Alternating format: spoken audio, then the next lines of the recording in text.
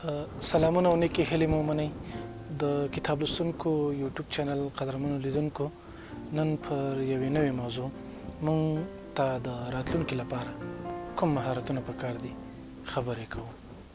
هر کال له پوهنتونه زرګونه ځوانان فارغېږي او په خپلو برخو کې د کار موندلو په لټه وي، خو د کار موندلو لپاره یوازې د پوهنتون اسناد او درسونه کافي نه دي. تر دې اخوا ځینې مهارتونه دي چې باید زده شي او تاسې په اوسنیو شرایطو کې کار موندلو ته برابر کړي.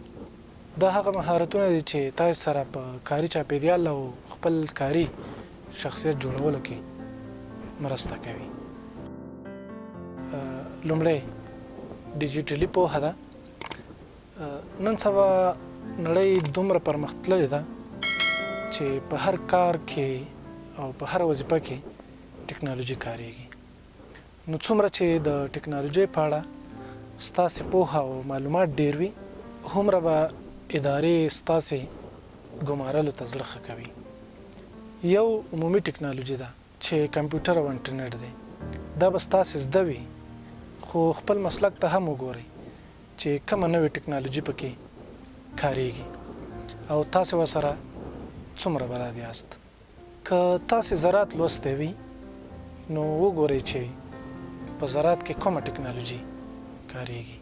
په طب، په مدیریت، په ښوونه او روزنه او بله هره برخه کې چې تاسې زده کړې کړي، ځان یې په اړوند ټکنالوژۍ پوهه کړئ. دوهمې د ستونزو د حل مهارت دی.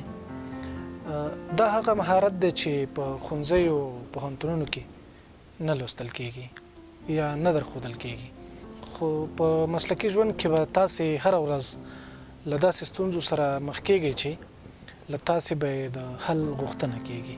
په نننۍ نړۍ کې د انسان ارزښت په دې پورې تړلی دی چې څومره ستونزې حل کولی شي. که تاسې د ستونزو د حل مهارت ولرئ نو په خپله اداره کې به تر نورو بریالي یاست. د دې لپاره انتقادي فکر پکار دی. تاسې باید د خپل مسلک سره د ستونزو د حل د مهارت په اړه ازاده مطالعه هم ولرئ چې دا مهارت مو ښه شي. درېیمې پراخ او نړیوال فکر دی. ټکنالوژۍ له لویې نړۍ وړوکی کل احساس کړی. پخوا به کارمندانو یوازې د خپلو سیمو سره کار درلوده، خو اوس ښایي د بېلابېلو سیمو هیوادونو د خلکو سره مخ شي او کاري اړیکې ورسره وپالي. د دې لپاره تاسې تر پخوا پراخه فکر وکړئ، له نړیوالو فرهنګونو سره یو څه بلد شئ، د توپیرونو درناوی زده کړئ، زغم مو پراخه وي او پر دې پوه شئ چې زموږ له چاپیریال بهر لویه نړۍ پرته ده. په دې برخه کې مهم کار لږ تر لږه د یوې نړیوالې ژبې زده کول دي چې تاسې پرې له نورې نړۍ او خلکو سره اړیکې ونیسئ. څلورم یې د راتلونکي اټکل دی. که تاسې په یو اداره کې د فعال کارمند په توګه کار کوئ نو لږ تر لږه د راتلونکي په اړه یو اټکل باید در سره وي او پوه شئ چې ستاسې په برخه کې کوم نوي بدلونونه را روان دي. دا سټراټیجیک فکر دی او اړتیا یې ډیره زیاته ده. که تاسې په یوه برخه کې کار کوئ یا مو پکې تخصص وي نو په اړه یې مطالعه وکړئ، له روان حالت ځان خبر کړئ او پر دې پوه شئ چې راتلونکي کې به دا برخه څنګه وي، کوم بدلونونه به پکې راځي. که تاسې په دې بدلونونو پوه شئ نو بیا د خپل کار د راتلونکي په اړه ښې او ګټورې پریکړې کولی شئ. پنځمې دوامداره زده کړه ده. نړۍ هره ورځ بدلیږي، پوهه هم ورسره پرمختګ کوي، وسایل نوي کیږي، ټکنالوژي وده کوي او په دې بدلون کې که انسان نوې مطالعه ونه کړي او ځان له نوو معلوماتو خبر نه کړي او یوازې پر پخوانۍ پوهه بسنه وکړي نو ژر به یې پوهه زړه شي او له کاره به ولوېږي. دوامداره فعالیت لپاره دوامداره پوهې ته ضرورت دی. تاسې باید دوامداره مطالعه وکړئ، ځان اپډیټ وساتئ او د راتلونکو شرایطو ځان تیار او عیار کړئ. که تاسې دا خواري ونه کړئ نو ځای به مو هغه خلک ونیسي چې دې کار ته وخت ورکوي. شپږمې د اړیکو مهارتونه. که نور مهارتونه در سره وي خو د اړیکو مهارت نه لرئ نو درته به سخته وي. مثلا که ستاسو نیت ښه وي، یو ښه فکر لرئ، خو د چا سره د شریک کولو یا ورته د تشریح کولو په چل نه پوهیږئ نو ستاسې ښه فکر به څه په درد وخوري.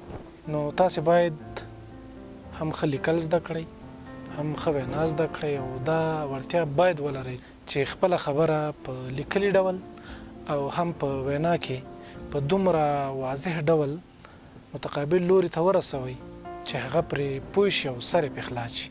که دا مهارت در سره نه وي نو په لویه دنیا کې به یوازې پاتې یې. اوومې نرمي او انعطاف منل دي. نرمي، انعطاف او ځان عیارول د نن او راتلونکي دور مهم مهارتونه دي. مخکې مو وویل چې نړۍ بدلیږي، ورسره د کار چاپیریال او د کار بڼې هم بدلیږي.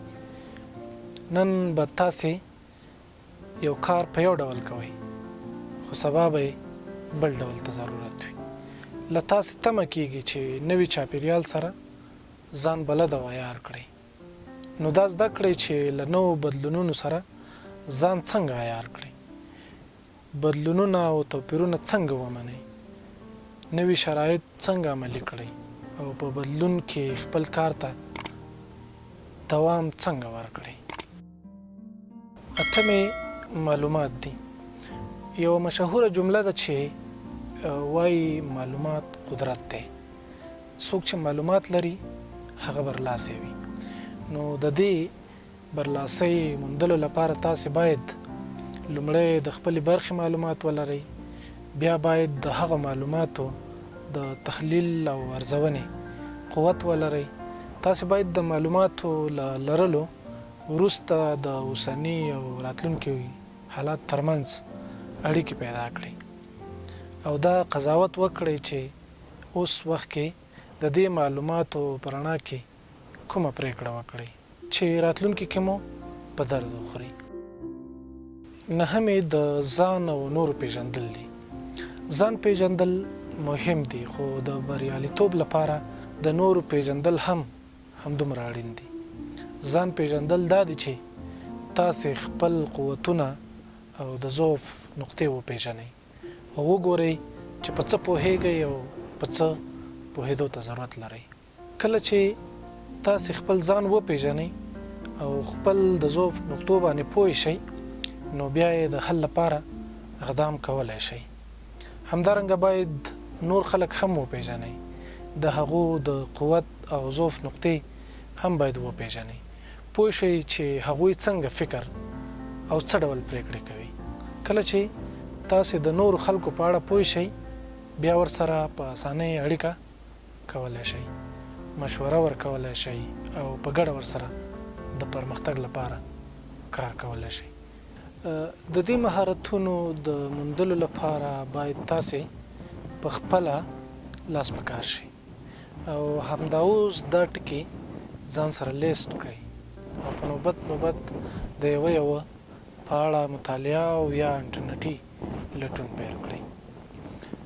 په کتابخانو او انټرنیټ کې د دې هرې موضوع په اړه ډېر زیات معلومات او لیکچرونه شته، خو په دې شرط چې تاسې په رښتیا خپل راتلونکی ښه کول وغواړئ نو پیل وکړئ او مخته لاړ شئ. ډېره مننه.